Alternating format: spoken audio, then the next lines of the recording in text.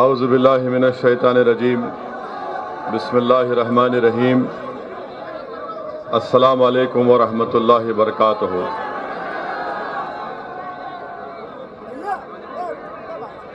मोहतरम जनाब शौकत साहब, सदर उत्तर प्रदेश मजलिस इत्तेहादुल मुस्लिमीन जनाब तस्लीम अहमद साहब, हमारी बहन जो हमारे बड़े भाई अतीक अहमद साहब की बेगम है, और जनाब अली जो अतीक साहब के फर्जन है, शमीम तुर्क साहब, मोहतरमा कंचन सिंह साहिबा, फरहान जुबैरी साहब, मोहतरम जनाब मोहम्मद इमरान बॉबी साहब, हाजी आरिफ साहब, फ़हीम अहमद साहब, मोहम्मद इमरान साहब, बिंद्रा साहब, नौशाद साहब, मौलाना मुफ्ती कामिल साहब, और शयनशीन और मंच पर बैठे हुए तमाम मौजूद हाज़रीन कराम, मेरे गयूर नौजवान साथियों, बुजुर्गान कौम और मिल्लत, मैं आप तमाम का दिल की गहराइयों से शुक्रिया अदा करता हूँ कि आपने अपना कीमती वक्त निकाल कर आज के इस जलसे में शिरकत की। और अल्हम्दुलिल्लाह इतनी बड़ी तादाद में आप तमाम का यहाँ पर जमा होना किठौर में ये इस बात का पैगाम देता है कि इंशाअल्लाह ताला आप तमाम की दुआओं और साथ की वजह से किठौर में इंशाअल्लाह ताला अब की बार विधानसभा के चुनाव में मजलिस इत्तेहादुल मुस्लिमीन के उम्मीदवार को आप लोग कामयाब और कामरान करेंगे। मुझे यकीन है कि किठौर में एक तारीखी तब्दीली आप लोग पैदा करेंगे। और मेरे अजीज दोस्तों और बुजुर्गों, इस विधानसभा में, इस असेंबली हल्के में एक सबसे बड़ा जो मसला बना हुआ है, जिसकी मजलिस भी तायीद करती है कि किठौर को यहाँ पर इसको तहसील बनाना चाहिए, जो कई बरसों से आप लोगों का जायज़ मुतालबा रहा, मगर जिनको आपने यहाँ से अपना विधायक बनाया, जिस पार्टी को आपने सत्ता दी, जिस पार्टी को आपने उसका मुख्यमंत्री बनाया, उन्होंने किठौर को तहसील का मुकाम नहीं दिया। मैं आपसे वादा कर रहा हूं कि इंशाअल्लाह ताला आप आने वाले असेंबली और विधानसभा के इलेक्शन में मजलिस के हक में अपने वोट का इस्तेमाल करिए। हम उत्तर प्रदेश की असेंबली के दोरो दीवार को वहां पर खड़े होकर उत्तर प्रदेश की विधानसभा को मिलाकर रख देंगे, ताकि किठौर में इसको तहसील का मुकाम दिया जा सके। वहीं पर मेरे अजीज दोस्तों और बुजुर्गों, आपका एक और अहम मसला यह है कि जो काली नदी है, इसकी सफाई और डिसिल्टिंग का इंतज़ाम जो कभी भी नहीं किया गया, मगर ये बताता है कि योगी आदित्यनाथ की सरकार और बीजेपी की सरकार ने किठौर विधानसभा को खास तौर से नज़रअंदाज करके रख दिया गया। वहीं पर आप जानते हैं कि किठौर से अगर मीरठ शहर जाना है तो माशाल्लाह रोड नज़र नहीं आती, खड्डों में रोड नज़र आती है, इसका भी काम नहीं किया गया। मैं आपसे वादा करता हूं कि इंशाअल्लाह ताला इस मसले को भी मजलिस का विधायक जो अगर आपकी दुआओं और वोट से कामयाब हुआ, वो इसको पूरा करेगा। दूसरी चीज मेरे अजीज दोस्तों और बुजुर्गों, इंटर कॉलेज की बिल्डिंग तो बनी हुई है, मगर बाबा की सरकार ने उसमें कॉलेज की बिल्डिंग में कॉलेज को शुरू नहीं किया। ये भी एक बहुत बड़ा मसला यहाँ पर बना हुआ है। यहाँ पर अस्पताल की शदीद जरूरत है, मगर इसके बावजूद भी यहाँ पर अस्पताल का कोई इंतजाम, माकूल इंतजाम नहीं किया गया। आपके इस विधानसभा में बल्कि अतराफ में दो चीनी की फैक्ट्रियां हैं, एक मवाना में और दूसरा मेहुद्दीनपुर में, मगर किसानों को उससे कोई फायदा नहीं होता। मैं आपसे ये भी वादा कर रहा हूं कि इंशाअल्लाह ताला आप मजलिस के उम्मीदवार के हक में अपने वोट का इस्तेमाल करिए। हम आपसे वादा कर रहे हैं कि किठौर में इंशाअल्लाह ताला यहाँ पर एक फ्रूट मार्केट हम बनाएंगे। यहाँ आप जानते हैं कि किठौर और शाहजहांपुर से सारी दुनिया में आम खाए जाते हैं। आप आम खिलाते हैं तो देश के प्रधानमंत्री किठौर का आम दूसरे देश के बड़े बड़े जिम्मेदारों को भी जाते हैं। सफेदा, लंगड़ा और ये दशहरी सब यहीं से जाता है। मैं आपसे वादा कर रहा हूं कि इंशाअल्लाह ताला यहाँ पर फ्रूट मार्केट बनाई जाएगी। मेरे अजीज दोस्तों और बुजुर्गों, मैं अपनी तकरीर के आगाज में इस विधानसभा के अहम मसाइल को आपके सामने बयान किया। अभी आपने हमारे उत्तर प्रदेश के अध्यक्ष जनाब शौकत साहब से तफसीली गुफ्तगू सुनी। उससे पहले आपने हमारे भाई जनाब अतीक साहब जो अहमदाबाद की साबरमती जेल में उनको वहां पर रखा गया, वहां से उन्होंने अपने तकलीफ का इजहार अपने खत के जरिए से किया, अपनी उम्मीदों का, उनकी ख्वाहिशात का उन्होंने जिक्र किया। अभी हमने अपनी बहन से जनाब अतीक साहब के खत को पढ़ते हुए सुना, और अगर आप उस गौर से उस खत को सुनेंगे जिसको हमारी बहन ने पढ़कर सुनाया, तो अतीक साहब ने कभी भी अपने लिए कोई बात नहीं की। अतीक साहब ने जेल में बैठकर हम तमाम को पैगाम दिया कि वक्त आ चुका है कि उत्तर प्रदेश के मुसलमानों को अपनी एक सियासी क़यादत को बनाना बेहद जरूरी है। आज वक्त आ चुका है कि आप अपनी सियासी ताकत का मुजाहरा करें। आज वक्त आ चुका है कि आप अपने वोट की अहमियत को और उसकी ताकत को समझें। मेरे गयूर नौजवानों, किठौर के मेरे बुजुर्गों, मेरी इज्जतदार माँ और बहनों, असदुद्दीन ओवैसी उत्तर प्रदेश को और किठौर को इसलिए नहीं आया है कि मैं लफाजी कर कर अपनी मकबूलियत में इजाफा कर लूं। मैं यहाँ पर इसलिए नहीं आया हूँ कि मैं अपनी और शोहरत में इजाफा कर लूं। मेरे आने का मकसद एक ही है, और अल्लाह मेरी इस नीयत को, मेरे दिल का हाल जानता है।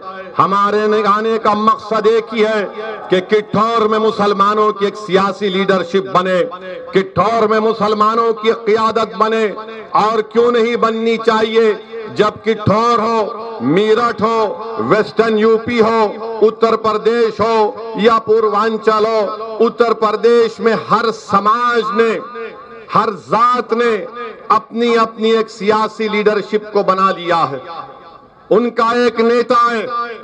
इतने बड़ी तादाद में उत्तर प्रदेश में मुसलमान हैं और आपकी कोई सियासी लीडरशिप नहीं है। हाँ, इनफरादी तौर पर जैद और बकर होंगे, मगर वो इनफरादी तौर पर पूरे कौम और मिल्लत की क़यादत नहीं कर सकते। मैं आपको पैगाम देने आया हूं, मैं आपको गुजारिश करने आया हूं कि आपको अपनी क़यादत को बनाना है, अपनी लीडरशिप को बनाना है। जब आपकी क़यादत और लीडरशिप किठौर के बसने वाले गयूर नौजवानों की सफों से कोई एक लीडर बनकर खड़ा होगा, जिसको किठौर के बुजुर्गों की सरपरस्ती हासिल होगी, तो तभी जाकर इंशाअल्लाह ताला हम उत्तर प्रदेश की सियासत में एक इनकलाब बर्पा करेंगे। इनकलाब उस वक्त बर्पा होगा जब आप अपने वोट से अपने कैंडिडेट को कामयाब करेंगे।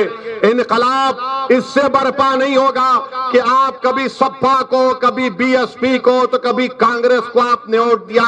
बताओ तुमने और हमने क्या हासिल किया?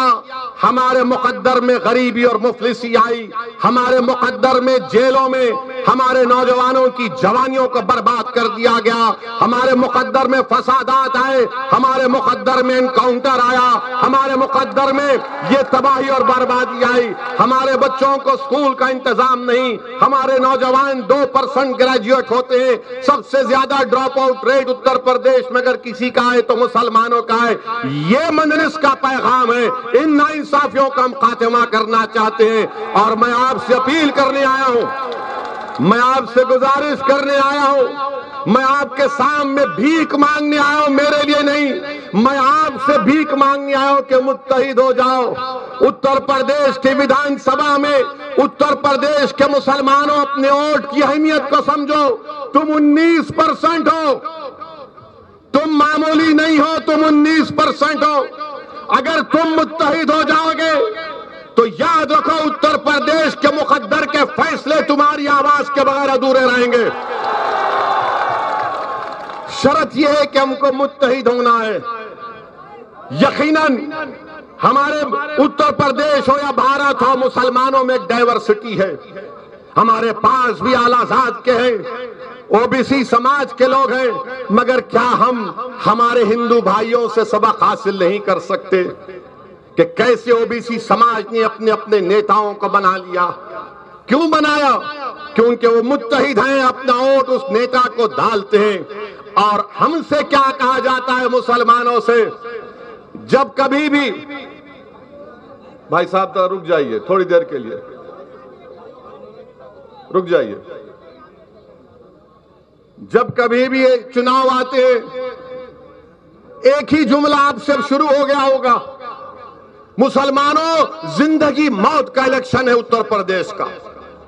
यानी हर इलेक्शन जिंदगी मौत का रहा हमारे लिए। हर आखिर आदमी आकर कहेगा ये दल्ले आएंगे।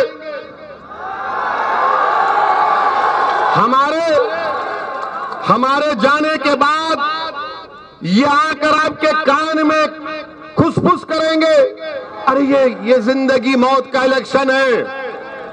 ये सब आकर कहेंगे जिंदगी मौत का इलेक्शन है। ये ओवैसी भड़काऊ भाषण देता है, ये ओवैसी जज्बाती बात करता है, नौजवान उसकी बात को दाद देते हैं। ओवैसी भड़काऊ भाषण नहीं देता, ओवैसी ना जज्बाती भाषण देता है, ओवैसी सच को बयान करता है। और अल्लाह जानता है इस बात को, मैं सच को बयान कर रहा हूं। मैं आज भी कह रहा हूं, भारत में अगर कोई असदुद्दीन ओवैसी का मुखालिफ है तो एक वक्त और मुकाम तय करो, बहस कर लेंगे। तुम 10 मिनट में जूते उठाकर भाग जाओगे।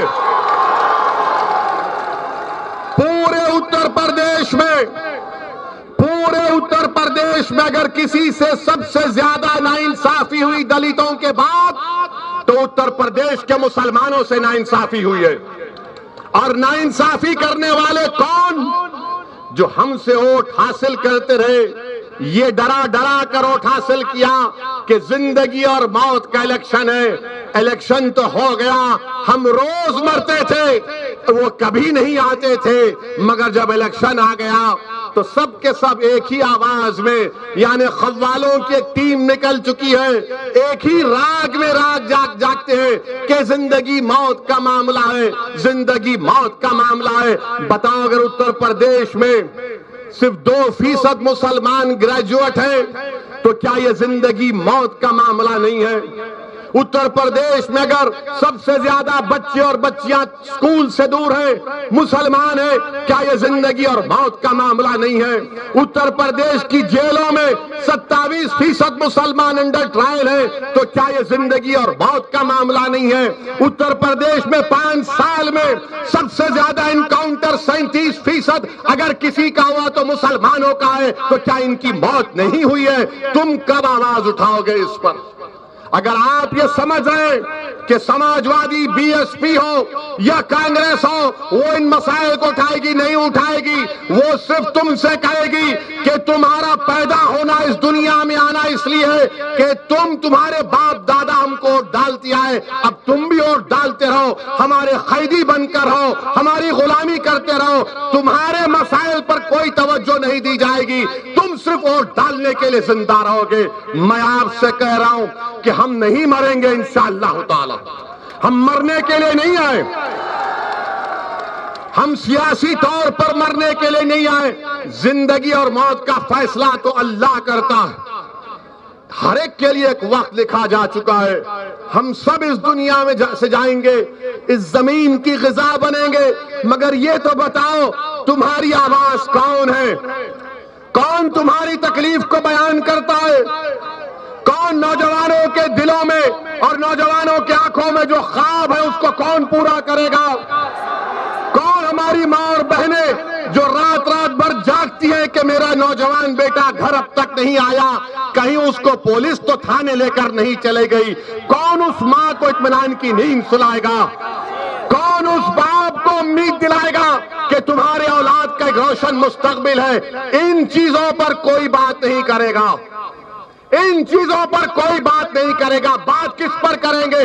वोट डालो, जिंदगी मौत का फैसला है, मुशाहरा कराएंगे। रमजान की ईद आएंगी तो ना उनको रोजे से मतलब, ना कुरान से मतलब, मगर घर को मुसलमान के आ जाएंगे टोपी पहनकर कि शीर खुरमा खिला दे। बकरीद आएगी तो कहेंगे कि बेटा कुछ गोश्त खिला दे। ईदगाह के सामने आकर ठहर जाएंगे, ईदगाह के सामने आकर ठहर जाएंगे, किसी गरीब मुसलमान को हाथ पकड़ के बोलेंगे आ गले लग जा। गले तो लगा लेंगे मगर दिल में जो धड़कने हैं वे तुम्हारी नफरत और बर्बादियों से भरी हुई है। ये सच्चाई बयान कर रहा हूं। मेरे अजीज दोस्तों और बुजुर्गों, इन अहम बात पर, इन नुकात पर, इन पॉइंट्स पर आपको गौर करना है। और हमारे जो मीडिया के लोग हैं,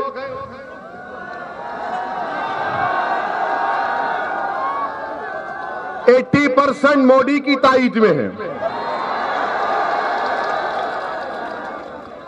20% जो अपने आप को सेकुलर बोलते हैं। ये 80% और 20% में एक फर्क है, एक चीज है जो दोनों में मुत्तहिद है एक चीज पर।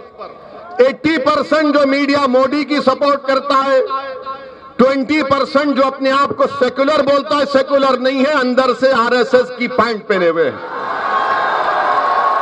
तो वो और ये 80 और 20% एक बात पर मुत्तफिक है कि मुसलमानों की कोई पॉलिटिकल लीडरशिप नहीं बननी चाहिए, मुसलमानों की कोई लीडरशिप नहीं बननी चाहिए। ये बीजेपी आरएसएस के लोग कहते हैं मुसलमान की लीडरशिप बनेगी तो देश का विभाजन हुआ था। तो हम उनको बताना चाह रहे हैं, अगर आज भारत में इतनी बड़ी तादाद में मुसलमान रह रहे तो हमने, हमारे बुजुर्गों ने जिना के पैगाम को हमने ठोकर मारी थी और हमने कहा कि हम पाकिस्तान से कोई हमारा मतलब नहीं है, कोई मतलब नहीं है पाकिस्तान से हमारा। हमने उस पैगाम को ठुकराया। और जो लोग मुझ पर इल्जाम लगाते हैं, क्या तुम नहीं जानते कि दिल्ली की जामा मस्जिद की सीढ़ियों पर खड़े होकर क्या भारत के मुसलमानों को उस वक्त की हुकूमत के वजीर मौलाना अबुल कलाम आजाद ने नहीं कहा था भारत के मुसलमानों से कि तुम हिजरत के मुकद्दस नाम पर फरार की जिंदगी मत गुजारो? क्या उस वक्त की हुकूमत नेहरू के कैबिनेट के मंत्री कौन थे? मौलाना अबुल कलाम आजाद रहमतुल्लाह अलैह। क्या मौलाना आजाद ने नहीं कहा था कि हिजरत के मुकद्दस नाम पर फरार की जिंदगी मत गुजारो? तुम इस भारत के शहरी हो तो बताओ आपने हमारे से क्या किया? फिर हमको इस वतन अजीज से जब भी मोहब्बत थी, आज भी और कल भी रहेगी इंशाअल्लाह ताला। और फिर ये जो 20% का अपने आप को सेकुलर कहते हैं, इनको भी एक ही बात की तकलीफ है कि ओवैसी मुसलमानों की पॉलिटिकल लीडरशिप की बात कर रहा है। ये नहीं हो सकता। मैं उन मीडिया के लोगों से पूछना चाह रहा हूं, जब अगर कोई एक मीडिया का एक जिम्मेदार किसी टीवी चैनल में पहुंच जाता है और वो एक बड़े ओहदे पर आ जाता है, तो वो ये कोशिश करता है कि अपनी जात के लोगों को मीडिया में घुसाया जाए, उसको नौकरी मिले। मैं नाम लेना नहीं चाहता, मगर किसी ने मुझसे कहा था कि फलां शख्स के बारे में आपकी राय क्या है? तो मैंने कहा उनके बारे में मशहूर है कि जब वो किसी टीवी चैनल में एंकर थे तो उस मीडिया चैनल के लोगों को बोलते थे कि ये मेरी जात का है, इसको नौकरी पे रख लो, इसको नौकरी पे रख लो। आज आकर आप इंटरव्यू ले रहे लोगों का कि ओवैसी का सभा है, मजलिस की सभा है, बोलो क्या होगा, उत्तर प्रदेश में क्या होगा। अच्छा, सवाल कैसे करते, मुसलमान का अगर वोट नहीं मिला तो बीजेपी आ जाएगी? पूछते हैं ना, बोलते हैं ना, अगर मुसलमान का वोट डिवाइड हुआ तो बीजेपी आ जाएगी? ये हर एक सवाल करता है ना आपसे। मुसलमान का और डिवाइड हुआ तो बीजेपी आ जाएगी, पूछते हैं ना। अच्छा, आप मेरे सवाल का जवाब दो। 2014 के जब लोकसभा के चुनाव हुए, क्या आपने मोदी के नाम पर वोट दिया था? किसने बीजेपी को वोट नहीं दिया? हाथ उठाइए।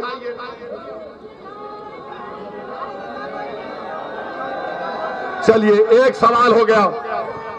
2017 का विधानसभा का चुनाव हुआ, किसने योगी को या बीजेपी को वोट दिया? हाथ उठाइए। नहीं दिया? किसने नहीं दिया? हाथ उठाइए। चलिए, 2019 का लोकसभा का चुनाव आया, किसी ने बीजेपी को वोट दिया? आपने दिया तो नहीं दिया तो हाथ उठाइए। अरे 20% मीडिया आलो, चुल्लू भर पानी में डूब मरो, देखो ये हमारी वफादारी है। बेशर्मो, देखो ये।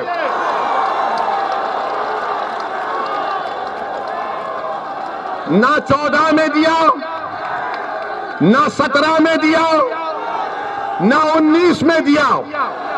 नहीं दिए ना? नहीं दिए ना? क्या तुम दोगे बीजेपी को वोट? क्या तुम मोदी को वोट दोगे? तो क्या तुम अब की बार ओवैसी का साथ दोगे? क्या तुम मंजलिस को वोट दोगे? अब सुनो आप, 2014 में किसकी सरकार थी उत्तर प्रदेश में? अखिलेश की थी ना? तो अखिलेश के परिवार के 5 लोग जीते, 5 जीते, और बीजेपी जीत गई पूरा। क्यों जीती बीजेपी? क्यों जीती बीजेपी? सही कहा तुमने, सही कहा तुमने। उन्होंने कहा, मैं नहीं कह रहा हूं, जनता कह रही है, वरना ये 80% 20% के दल्ले बोलेंगे, ओवैसी बोला।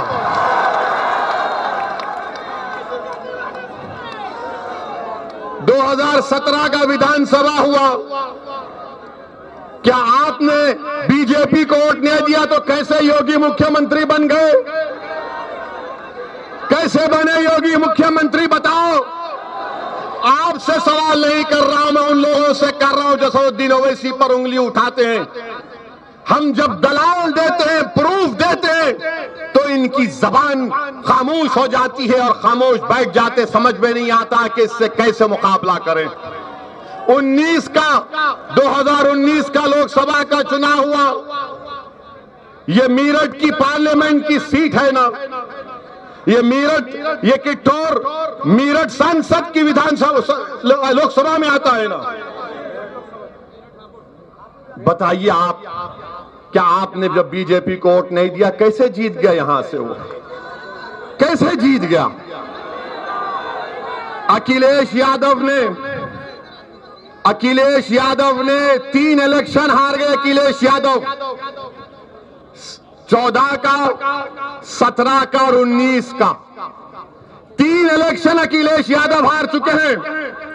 और अगर आप अपने वोट की कीमत और अहमियत को नहीं समझेंगे तो फिर नुकसान आपका होगा, अखिलेश यादव का नहीं होगा। अखिलेश यादव आराम से बैठे, अखिलेश यादव के घर पर आकर कोई नारा नहीं लगाता कि अखिलेश कब्रिस्तान या पाकिस्तान के नारे सुनना हमारे मुकद्दर में लिखा हुआ है। अखिलेश यादव के घर पर आकर कोई पत्थर नहीं फेंकता, मेरे घर पर आकर पत्थर फेंकता है। अखिलेश यादव जेल को नहीं जाएंगे, जेल को जाना हमारा मुकद्दर बना दिया गया। अखिलेश यादव का एनकाउंटर नहीं होगा, एनकाउंटर मेरा है, हर गोली पर मेरा नाम लिखा है। अखिलेश यादव के बच्चे सुनो मेरी बात को, अखिलेश यादव के साथी, उनकी औलाद अच्छे बड़े बड़े स्कूलों में पढ़ेगी। मेरे बच्चों को स्कूल में पढ़ाने के लिए स्कूल नहीं है, स्कूल है तो फीस देने का इंतजाम नहीं है।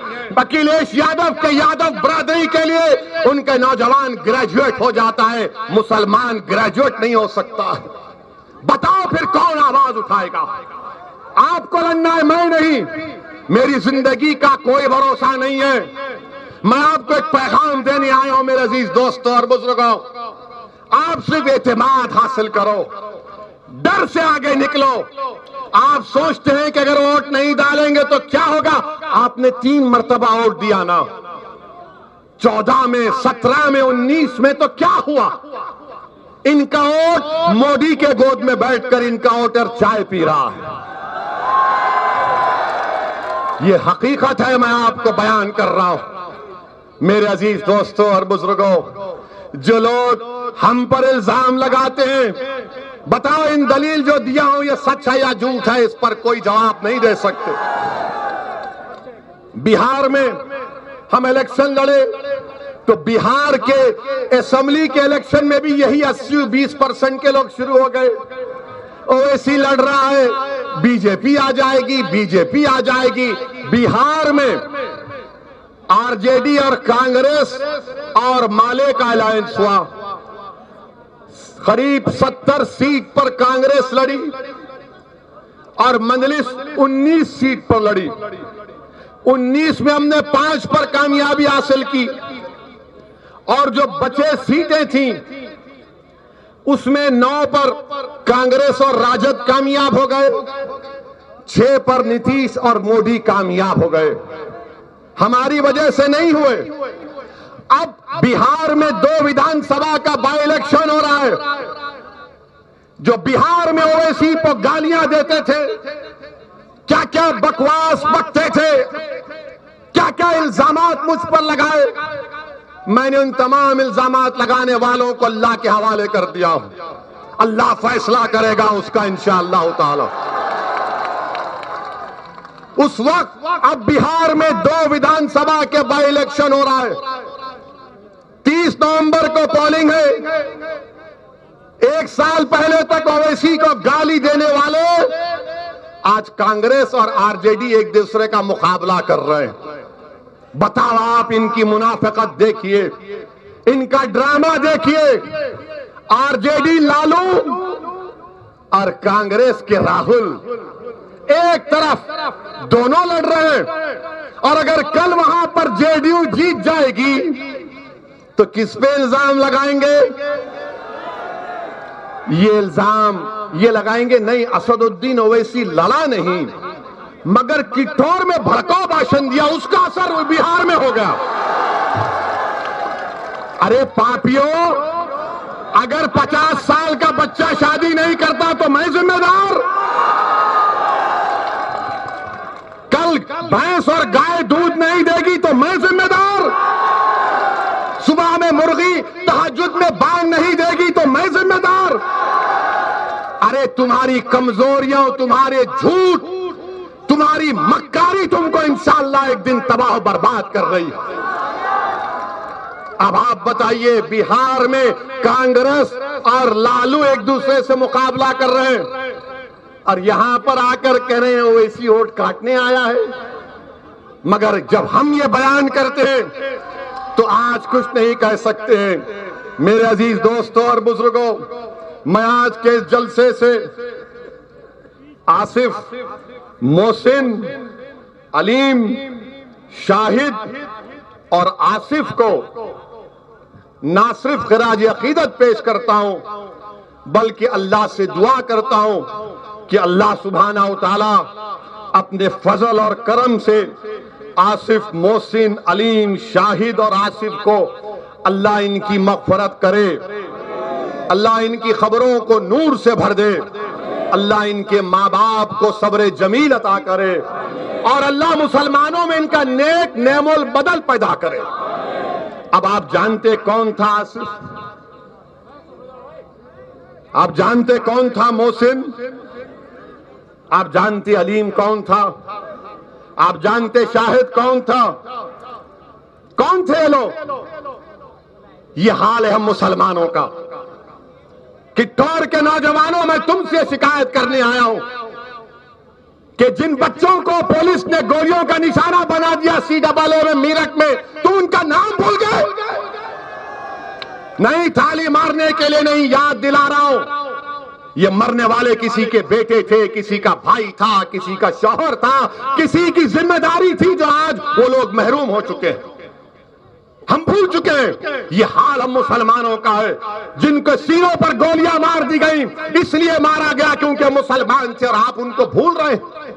याद रखो इन लोगों को, याद रखो इन लोगों को, ये मरे नहीं, ये जिंदा हैं, ये शहीद है, अल्लाह की राह में उन्होंने अपनी जानों को कुर्बान किया है। अल्लाह ने कुरान में फरमाया कि इनको गिज़ा दी जाती है। आसिफ को गोली मारने वालों, मोहसिन को गोली मारने वालों, अलीम और शाहिद को मारने वालों, सुनो, ये जिंदा है, तुम्हारी गोलियों ने इनको खत्म किया होगा मगर इनके जिस्मों को खत्म किया होगा, मरो जिंदा है, ये शहीद हैं और अल्लाह के पास इंसाफ होगा इंशाअल्लाह ताला। जिन जालिमों ने, जिन जालिम हुकूमत ने हमारे बच्चों को हमसे छीना है, जिन पुलिस के लोगों ने अपने नापाक उंगलियों से गोलियां चलाई है, तैयार हो जाओ, अल्लाह इंसाफ करेगा इंशाअल्लाह ताला। हम कुछ नहीं करेंगे, हम जमहूरियत में लड़ेंगे। हमारे पास हथियार नहीं है पुलिस वालों, हमारे पास ये हमारे हाथ, हमारे हथियार है, ये हमारे हाथ हथियार है जो हम अल्लाह के सामने रो रो कर भीख मांगेंगे। अल्लाह तेरे उम्मत मोहम्मदी के इस बच्चे को मारा गया, तू इंसाफ करम, बेबस है। मेरे अजीज दोस्तों और बुजुर्गों, आसिफ, मोहसिन, अलीम और शाहिद की कुर्बानी को याद रखो, याद रखो, भूलो मत इन लोगों को। और वहीं पर मेरे अजीज दोस्तों बुजुर्गों, अब आप देख रहे हैं कि अगर किसी की मौत होती है पुलिस के एट्रॉसिटी की वजह से, हर पार्टी का लीडर पहुंच जाता है। अखिलेश पहुंचते हैं, कांग्रेस की मोहतरमा पहुंच जाती है, पहुंच जाती है। हम इनसे पूछना चाह रहे कि बबूतरा गांव प्रतापगढ़ का तौफीक, जिसको पुलिस ने फेक एनकाउंटर में मार दिया, क्यों नहीं जाएंगे उनके पास? नहीं जाएंगे। उन्नाव का फैसल, तरकारी बेचने वाला, पुलिस कस्टडी में मर गया, कोई नहीं जाएगा। गोरखपुर में गुप्ता साहब को मारा गया, मर गया, हमने उसको कंडेम करते, तो अखिलेश कानपुर जाकर उनके परिवार को 21 लाख का चेक देते। 21 लाख का। क्या फैसल को नहीं देना चाहिए था? क्या तौफीक को नहीं मिलना चाहिए था? मेरे अजीज दोस्तों और बुजुर्गों, ये इसलिए नहीं करते, इसलिए तौफीक और फैसल के पास नहीं जाते क्योंकि अगर उनके पास जाएंगे तो दूसरों का वोट नहीं मिलेगा। खुला कहते हैं, अगर हम जाएंगे तो दूसरों का वोट नहीं मिलेगा, तो फिर तुम हमसे क्यों वोट मांगते हो? हम क्या तुम्हारे गुलाम हैं? हम क्या, हमारे मुकद्दर में लिखा है कि एक को डाले, बाप को डाले, बेटे को भी मुख्यमंत्री बनाया, एक एक परिवार से 3-3 को प्रधानमंत्री बनाया, कितनों को यहां पर विधानसभा भी जाया, सांसद बनाया, मगर इंसाफ कहां हुआ बताओ? यही मंजलिस की लड़ाई है इंसाफ की। मेरे अजीज दोस्तों और बुजुर्गों, फिर मौला कलीम सिद्दीकी को जानते हैं? जानते मौला कलीम सिद्दीकी को? कितने लोग जानते? हाथ उठाओ। वही हाथ वैसा ही रोको। कितनों ने कलीम सिद्दीकी का नाम लिया? कौन सी पार्टी ने नाम लिया बताओ? क्या सपा ने लिया? क्या बीएसपी ने लिया? क्या कांग्रेस ने लिया? क्यों नहीं लेते? पूछो अपने आप से। इसलिए नहीं लेते कि कलीम का नाम लेंगे तो शाम नाराज हो जाएगा। अगर कलीम का नाम लेंगे तो शाम नाराज हो जाएगा, अगर कलीम का नाम लेंगे तो योगी नाराज हो जाएगा, अगर कलीम का नाम लेंगे तो मोदी नाराज हो जाएगा। इसीलिए कलीम का नाम नहीं लेते। मेरे अजीज दोस्तों और बुजुर्गों, हम ही तो बोल रहे हैं मौला कलीम सिद्दीकी के बारे में, ये लोग नहीं बोलेंगे। ये कैसा बोलते हैं? इनके पास जो इनके मुस्लिम दुम छल्ले जिसको कहते हैं, इनको बुलाते हैं कमरे में, अकेले बात करके बोलते हैं, देखो तुम एक बयान दे दो। आज ओवैसी ने कित्तौर में कहा, तुम एक छोटा सा बयान दे दो। जब वो बेचारा मुसलमान हिम्मत करके कहेगा नेताजी आप कह दीजिए ना, हमारा मुसलमान खुश हो जाएगा, तो बोले नहीं नहीं नहीं, अगर हम बोलेंगे तो मोदी और योगी नाराज हो जाएंगे, उनका वोट नहीं मिलेगा। मगर हम वोट डालने वाले हैं। आप 3 इलेक्शन में वोट डाले, 14, 17 और 19, 22 में वो गलती मत करो। आप दोबारा वो गलती मत करिए खुदा के लिए। हमारा मामला क्या है मुसलमानों का? हमारे घर में आग लगी है, हमारे घर में आग लगी है, और हमारे घर से दूर 200 कोस पर एक आवाज आती है, अरे हमारा घर जल रहा है। तो मुसलमान क्या कर, अरे पहले उसका घर जाके आग बुझाऊंगा। और हम वो घर को आग बुझाते हैं, वो घर वाले को बचा लेते हैं, जब वापिस आते देखते उसका घर खंडेर बन चुका है, राख में सब जल गया। अब घर को बचाना है, घर को किसी को जलाने नहीं देना है, घर पर आंच आने नहीं देना है, घर की दीवार को सलामत रखना है। और दीवार उस वक्त सलामत रहेगी नौजवानों जब तुम सलामत रहोगे। घर की इज्जत उस वक्त सलामत रहेगी जब बुजुर्ग नौजवानों की सरपरस्ती करेंगे। घर पर आज जब आय नहीं आएगी जब उस घर की मां और बहनें कहेंगी कि बेटे तू इस घर का मुहाफिज है, तू ठहर जा घर के सामने और इस घर पर किसी को हमला करने मत दे। मेरे अजीज दोस्तों और बुजुर्गों, आज मंजलिस आपसे यही अपील करनी आई है कि पहले अपने घर में चिराग जलाओ, अपने घर को रोशनी, घर में रोशनी पैदा करो, अपने घर में अंधेरा पैदा होने मत दो। मेरे अजीज दोस्तों और बुजुर्गों, फिर एक और वाकया, योगी आदित्यनाथ जिनको मैं बाबा कहता हूं, बाबा कहते हैं सबका साथ, सबका विश्वास, सबका विकास। और कल मोदी जी तो देश के सामने 10 बजे आ गए, आके बोले भाइयों बहनों, हमने तारीख बना दी, 100 करोड़ वैक्सीन लग गए, 100 करोड़ वैक्सीन लग गए। मोदी जी जरा कम करके फेंकते तो अच्छा था। 100 करोड़ लगे, मगर कितने भारत के बाशिंदों को लगे? अच्छा, इसमें हाथ उठाइए, कितनों ने अब तक 2 टीके लगाए? कितनों ने 2 टीके लगाए? डरिए मत। कितनों ने 1 टीका लगाया? मोदी जी देखो, सिर्फ 1 टीका लगा रहे, बाजा बजा रहे। भारत में सिर्फ 31% जनता को 2 टीके लगे।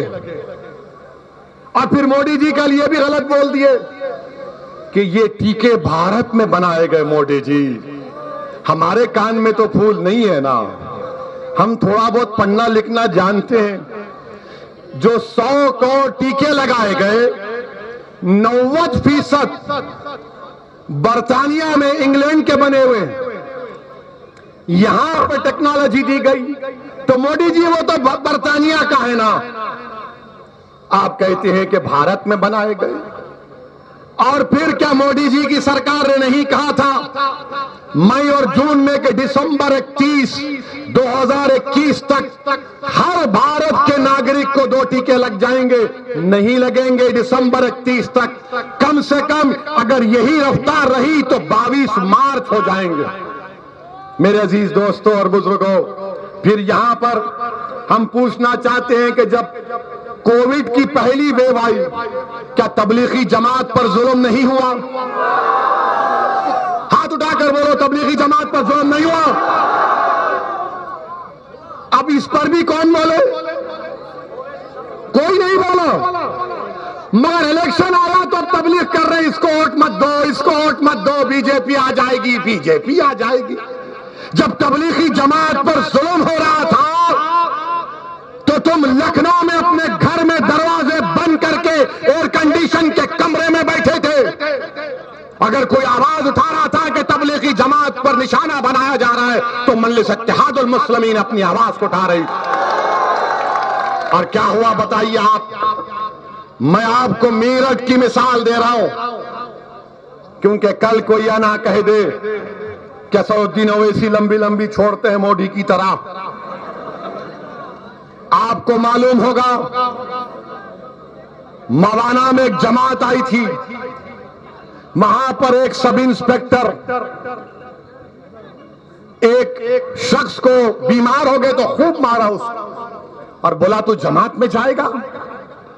एक 60 साल के बूढ़े को पुलिस ने इतना मारा कि उसका पैर फ्रैक्चर हो गया।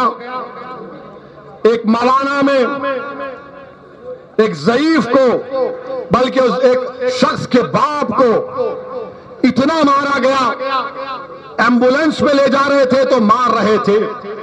और फिर एक 22 साल की हमारी बहन ताजिम, जिसका नाम ताजिम है, याद रखो, वो 3 अस्पताल में गई।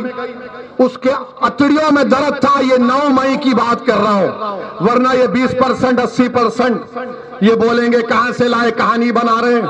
इस ताजीम को लोकप्रिय अस्पताल मेरठ में लेकर गए, बोले नहीं लेंगे। नूटेमा हॉस्पिटल लेकर गए शहर में, नहीं लिए। मेरठ मेडिकल कॉलेज को लेकर गए, नहीं लिए। और सुबर्ता मेडिकल कॉलेज में लेकर गए तो वेंटिलेटर पर आ गई और 3 दिन के बाद उसकी मौत हो गई।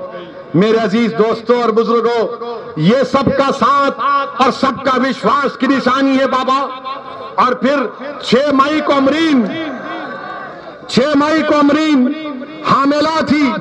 हिंदुस्तान अखबार की रिपोर्ट है, लिसारी गेट शाम नगर की रहने वाली। 7 मई को उसको दर्द शुरू हुआ, हर अस्पताल में लेकर जा रहे थे। नाम अमरीन था तो कहा कोविड का टेस्ट नहीं है, नहीं लेंगे। अमरीन अस्पताल पहुंचने तक तड़प तड़प कर अमरीन मर गई। ये सबका साथ, सबका विश्वास है। आप बताइए, जो कुछ नाम आपके सामने कहर बर बता रहा हूं, ये सब सच्चे हैं। और मेरे अजीज दोस्तों और बुजुर्गों, ये मेरठ का जिला है जहां से एक चिंगारी निकली थी सन 57 में। हमारे बुजुर्गों ने एक चिंगारी को भड़काया था तो मेरठ से लेकर लाल किला हिल गया था। अंग्रेजों को भागना पड़ा लाल किले पर। मेरठ के बहादुरों ने, गाजियों ने, मेरठ के शौहदाओं ने अंग्रेजों की ईंट से ईंट बजा दी थी। आज असदुद्दीन ओवैसी आपसे वही गुजारिश करने आया है, तुम इस तारीखी सरजमीन पर बसने वाले हो, तुम एक चिंगारी दिखाओ, एक हरकत दिखाओ, जिस तरह हमारे बुजुर्गों ने, तुम्हारे बुजुर्गों ने सन 57 में अंग्रेजों के खिलाफ जिहाद किया था। सन 57 में अंग्रेजों की गुलामी से देश को आजाद कराने के लिए अपनी जानों को निछावर कर दिया था। ऐ मेरठ की सरजमीन पर बसने वाले मेरे हिंदू, मुसलमान, दलित और ओबीसी भाई और बहनों, तुम उन मुजाहिदीन आजादी के वारिस हो।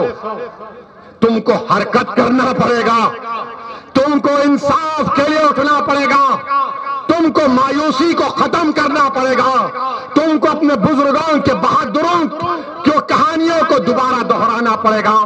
मेरे अजीज दोस्तों और बुजुर्गों, इस मेरठ में मावी गांव में क्या हुआ, दिसंबर 2020, जनवरी 2021 को कई मुस्लिम परिवारों को अपना घर बार छोड़कर जाना पड़ा। गांव मावी गांव है। अब आप बताइए, उसी गांव में मैंने अखबार में पढ़ा कि एक बेटी ने अपने बाप से कहा, जिसके 3 बेटियां थीं, कि अब्बा हम ऐसे खौफ में नहीं जी सकते। इस बच्ची ने अपने बाप से कहा, अब्बा हम ऐसे खौफ में जी नहीं सकते। मेरे अजीज दोस्तों और बुजुर्गों, कब तक खौफ में जिंदगी गुजारोगे? कब तक डर डर कर वोट डालते रहोगे? कब तक तुम अपनी औलाद के लिए वोट नहीं डालोगे, अपनी ताकत के लिए वोट नहीं डालोगे?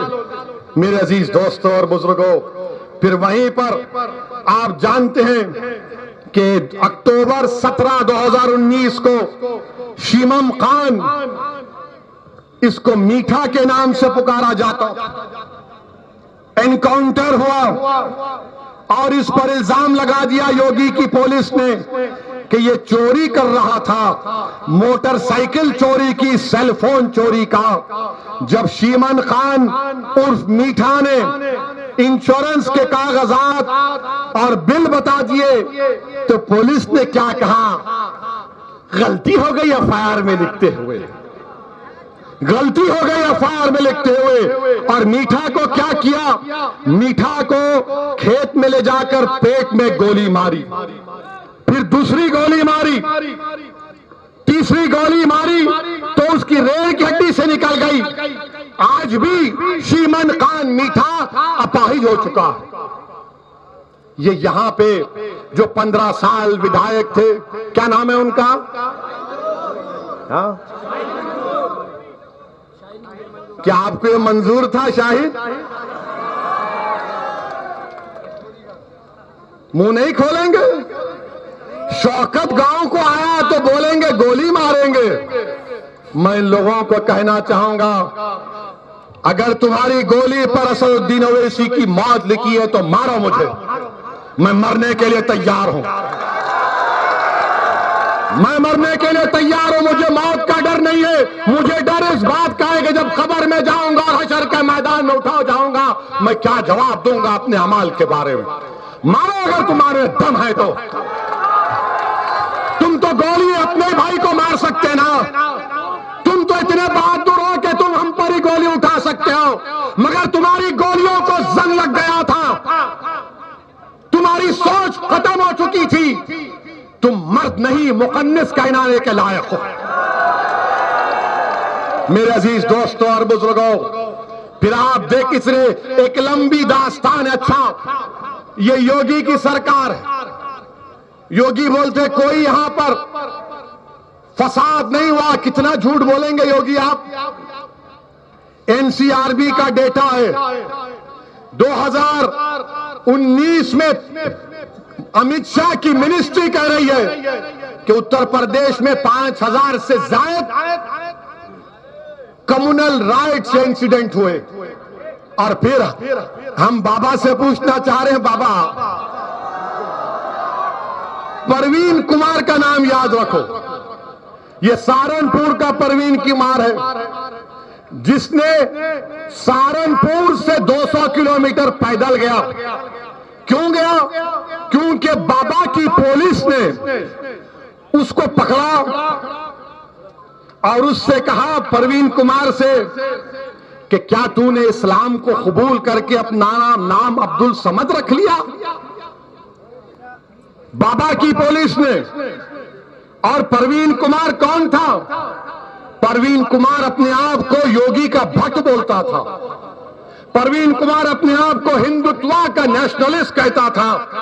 इसने बाबा पर किताब भी लिखी, मोदी पर किताब लिखी। जब परवीन कुमार को नहीं छोड़ा गया, जिसने योगी पर किताब, मोदी पर किताब, उसको योगी की पुलिस ने कहा कि तू धर्मांतरण कर चुका। मेरे अजीज दोस्तों और बुजुर्गों, ये उत्तर प्रदेश का हाल है। मेरी आपसे गुजारिश है कि आप, हमको यकीनन इंशाअल्लाह ताला, हमारी भी ख्वाहिश है, हमारी भी कोशिश है कि उत्तर प्रदेश में दोबारा योगी मुख्यमंत्री ना बने। हमारी भी ख्वाहिश है कि 24 में दोबारा देश का प्रधानमंत्री मोदी ना बने। और इंशाअल्लाह ताला हम अपनी कोशिश को जारी रखेंगे। मगर मैं किठौर से उन लोगों को एक सवाल करना चाह रहा हूं जो योगी और मोदी के भक्त हैं। जरा ये तो बताओ, ये तुम्हारा उत्तर प्रदेश का कैसा मंत्री है? उस मंत्री का नाम याद नहीं आ रहा, जोकर तो है वो। उन्होंने कहा कि पेट्रोल को भारत के 95% लोग इस्तेमाल ही नहीं करते। मंत्री ने कहा, ये क्या नाम है उनका? हाँ, नाम क्या है उनका? नाम देखना पड़ेगा।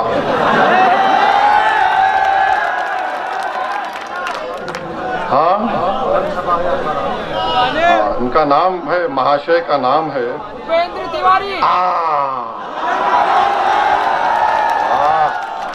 मीडिया वाले बोल रहे हैं, देखो आप, क्योंकि ये मीडिया वाले मोटरसाइकिल पर अपने घर को जाते हैं ना, उसमें तो पेट्रोल गिरता है। तो तिवारी साहब बोल रहे हैं 95% लोगों को पेट्रोल की जरूरत नहीं है। तो मैं उत्तर प्रदेश के हर वो शख्स जो मोटरसाइकिल चलाता है, आप खुद सोचो, जो योगी और मोदी का भक्त है, क्या तुम अब भी योगी और मोदी को वोट दोगे? पेट्रोल की कीमत क्या है? जोर से बोलो, नहीं सुने आया, जोर से बोलो ताकि मोदी को मालूम हो। आपको ये कीमतों की फिक्र नहीं है। अब आप बताइए 107, 106, मगर मोदी जी बोल रहे भाइयों मैंने 100 करोड़ हमने आपका इंजेक्शन लगाया। गरीब कहां जाएगा योगी मोदी जी? जब कोई पोलिंग बूथ को आता है गरीब, तो मोटरसाइकिल पर अपनी बीवी को बिठाकर पोलिंग बूथ को आता है। नौजवान आता है तो 3-3, 4-4 को बिठाकर बूथ को लाता है। अब उन नौजवानों को, उन मोटरसाइकिल चलाने वालों को सोचना पड़ेगा कि ये बीजेपी की सरकार इन महंगाइयों का मजाक उड़ा रही है, महंगाई का मजाक उड़ा रही है। और मैं बीजेपी और आरएसएस के लोगों से पूछना चाह रहा हूं, कश्मीर में आपने बड़ा दावा किया कि 370 खत्म हो गया, सब खत्म हो गया, मगर 9 भारत के सिपाही मारे गए, 9 मारे गए थे ना। और मोदी जी क्या बोलते थे? मैं घर में घुस के मारूंगा, घर में घुस के। अब लद्दाख में चीन हमारे घर में घुस के बैठा है, हमारे बाप के घर में घुस के बैठा है। मोदी जी घुसने की जरूरत नहीं है, जो घुसा हुआ है उसको लात मार के निकालिए। नहीं निकालेंगे। चीन की जब बात आती है तो देश के प्रधानमंत्री खामोश हो जाते हैं। पाकिस्तान से टेररिस्ट आते हैं और हम मुसलमानों को कहा जाता है जा पाकिस्तान जा, तुझे गोश्त खाना है पाकिस्तान जा, तुझे वो करना है पाकिस्तान जा। अरे दीवाने, पाकिस्तान को हमारे दादा ने गई, तेरे को क्यों इतनी मोहब्बत है? मगर पाकिस्तान का नाम लेकर हमको गाली, मगर जब क्रिकेट खेलने की बात आ रही है तो कल दोनों क्रिकेट खेलेंगे। मैं मोदी जी से पूछना चाह रहा हूं, मैं आरएसएस के मोहन भगवत से पूछना चाह रहा हूं, मोदी जी, भगवत जी, ये आपका देश से प्रेम है क्या? मोदी और मोहन भगवत, वो जो देश के सिपाही मारे गए, उनके परिवार से कहेंगे आप कि कल का T20 का क्रिकेट मैच देखो। मरने वालों को आप कहेंगे कि देखो कल भारत और पाकिस्तान का क्रिकेट मैच हो रहा है। जिसके घर में अपने बेटे की लाश आई होगी उसको मालूम होगा। हमारा असलम आईटीबीपी में 27 साल काम किया, जिसने लद्दाख पर काम किया, भारत की सीमाओं की हिफाजत करा। इससे पूछो आप कि सीमाओं पर ठहरना कितना मुश्किल होता है, और हम क्रिकेट मैच खेल रहे हैं। वाह मोदी जी, वाह मोहन भगवत जी, ये आपका नेशनलिज्म अभी तक हमको समझ में नहीं आया। ये कौन सी मोहब्बत है? लोग बोलते कि नहीं नहीं वर्ल्ड कप का मैच है, वर्ल्ड कप का वर्ल्ड कप। जब हमारे सारे सिपाही मारे जा रहे और कश्मीर में 370 निकाल दिए। अमित शाह आज कश्मीर में, आपको मालूम, अमित शाह आने से 2 दिन पहले से श्रीनगर में स्कूल के बच्चे 12 साल के, 13 साल के, उनको रोककर उनके बैग को खोला जा रहा है, उनकी चेकिंग हो रही है। पूरा श्रीनगर को बंद कर दिया गया। अमित शाह 35 गाड़ियों में जाते, कितने? जब 370 निकल गया तो प्यारे 3 गाड़ी में क्यों नहीं जा सकते? आपने कहा कि सब खत्म कर दिए, क्या खत्म करें आप? मेरे अजीज दोस्तों और बुजुर्गों, लोग मुझसे भी सवाल करते हैं कि असदुद्दीन ओवैसी तुम्हारे साथ कौन है? मेरे अजीज दोस्तों और बुजुर्गों, ये जवाब सिर्फ ओवैसी का नहीं, ये जवाब पूरे उत्तर प्रदेश और भारत के मुसलमानों का है कि हमारे साथ कोई नहीं है। मैं जिम्मेदारी के साथ कह रहा हूं, पूरी जिम्मेदारी के साथ कह रहा हूं। और तुम अगर मेरी बात के यकीन नहीं करते तो अपने दिल पर हाथ रखकर अपने दिल से पूछो कि कौन तुम्हारे साथ खड़ा है, कौन तुम्हारे साथ खड़ा है? सिर्फ अल्लाह हमारे साथ, अल्लाह हमारे लिए काफी है। हस्बुनल्लाहु निअमल वकील।